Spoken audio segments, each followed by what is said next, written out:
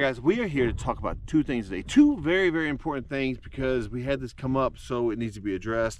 Number one, we're going to talk about cleaning your gun.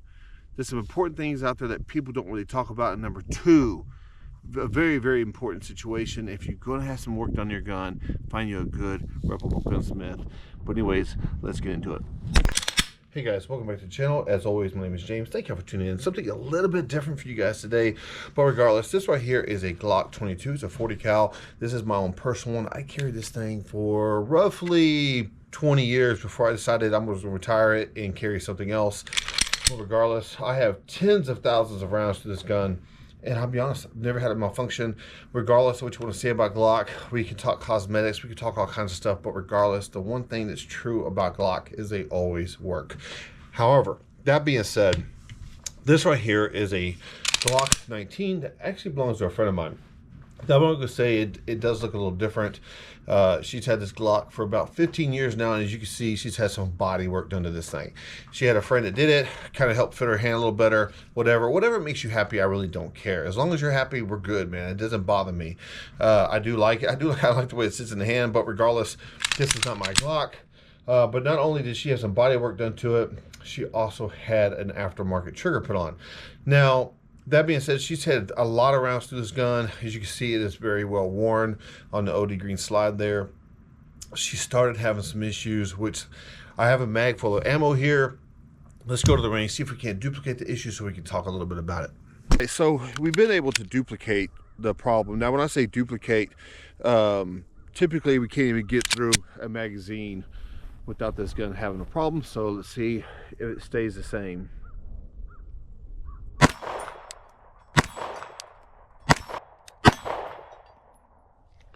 Of course not. It's cold outside. Well, would there be a problem today? Let me reload the mag. I'll be right back. All right, let's go again. It's cold. Woo-hoo.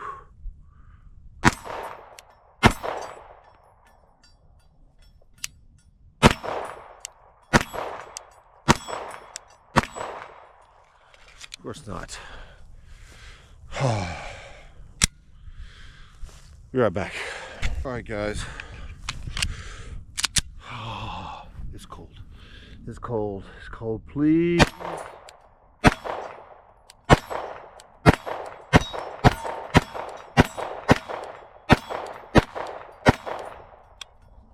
Oh, did y'all see that? I flinched. I'm sure y'all saw that. But there's actually a bullet in here. Let's keep it facing downrange. And the trigger is dead.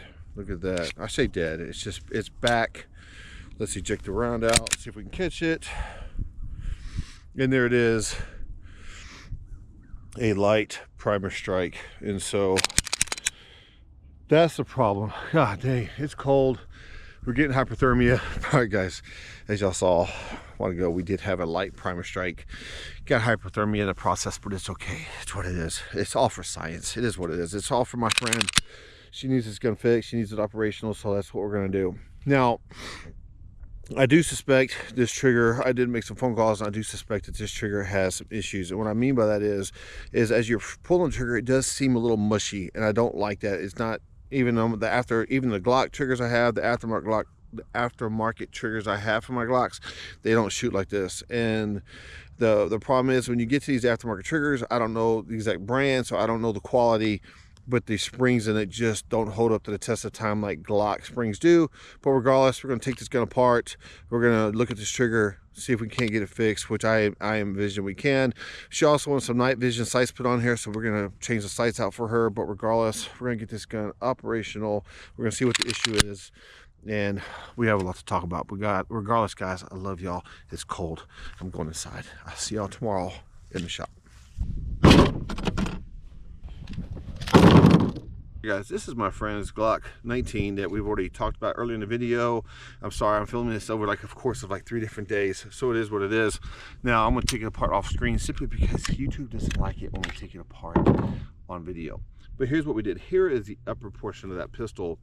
Now I think we're going to talk about 2 topics which we've already mentioned, and what we did is we took the recoil spring out, we took the barrel out, we pushed it down, and we took this top part up here.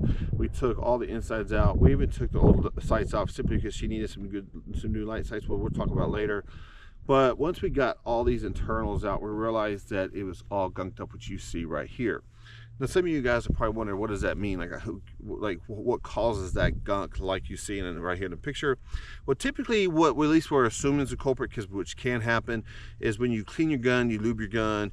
Clean your gun, you lube your gun, and then you go to a gun range, you're like, man, I need a little bit of lube, can I use some of yours? Or you buy some over the counter that they have there, depending on your situation. Sometimes lubricants don't mix very well, and it causes a gunk up situation or a gummy situation, which you saw in the picture already. And so we're kind of assuming that's the culprit.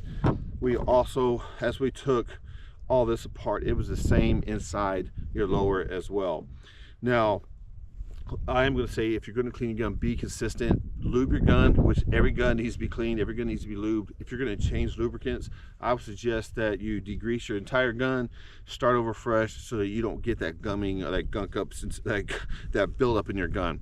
Now, as we were taking this part, the lower apart, we realized that this piece right here had been cut on. We're assuming so that probably try to help lighten the trigger pull. It is what it is, guys. This right here is highly recommended not to be cut on. If you want to get a lighter trigger pull, there's some springs you can replace in here, which we did, to get a better a better feel on the trigger. But regardless, they tampered with this piece. They also tampered with another one down in here, and we replaced all of that. We replaced the trigger, we replaced all the guts inside this pistol except for this piece and your little slide lock here, or your slide release. As far as the uppers go, we replaced all the insides here because it was very, very worn. She's had probably tens of thousands of rounds through this gun in 15 years. And ultimately, we ended up also replacing the recoil spring simply because it was just having some issues going on the battery. And then ultimately, she needed some new night sights, and so we put some high-vis orange night sights on here. Hey, number one, Glock, even though it functions, it can fall victim to just, I guess we'll say, lack of maintenance, or maybe over maintenance with using the wrong lubricants that didn't mix well. Any gun can fall victim to that, but also, if you're going to use a gunsmith, use a reputable gunsmith that knows what they're doing and doesn't cut on parts that doesn't need to be cut on, but replaces parts that need to be replaced. I.e., I go to Taylor, Texas, at a gun connection out of Taylor, Texas. There's a guy there named Dan. He's an amazing guy. He can usually he fixes any problem I brought to him, but if he can't, I have seen him refer people to other people that know what they're doing. There was some classic guns that someone brought in. He goes, hey, I don't do those. Go see this guy.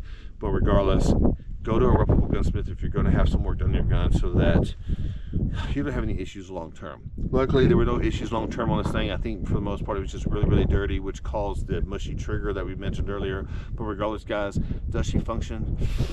Let's find out. All right, guys, we have our eyes, we have our ears. We have 7 fully loaded bags. What we're going to do is we're going to stand here, we're going to shoot at these targets. They're about, I don't know, 12-ish yards, maybe a little further, a little shorter. I don't even know. I don't really care. We're going to sit here, we're going to burn through these mags. We're going to see if she functions, man. If we don't have an issue in these 7 fully loaded, there's roughly 15 to 17 in them, is what it is. We should, we're going to throw some ammo down range. If we're good, we're good. If she has some function issues, we'll stop and we'll talk about it. But let's go. Let's go.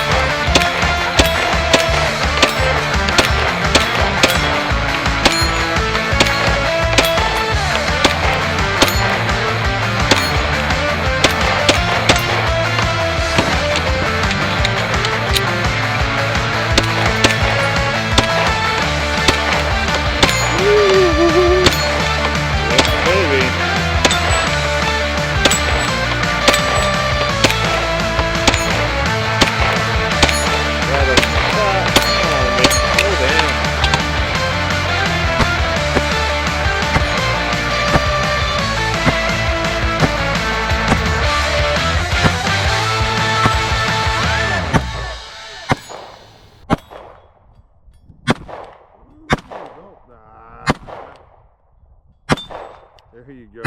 There you go. She works. All right, guys. So, as we learned today, good gunsmith, great gunsmith, and clean your guns. And I know sometimes we clean our guns, but that cross-contamination of lubricants can be bad. It can be life-changing. It is what it is, guys. If your gun doesn't work when you need it to the most, it can be life-changing. So regardless, guys, take care of your stuff. Get out and practice. I love y'all. I'll see y'all soon.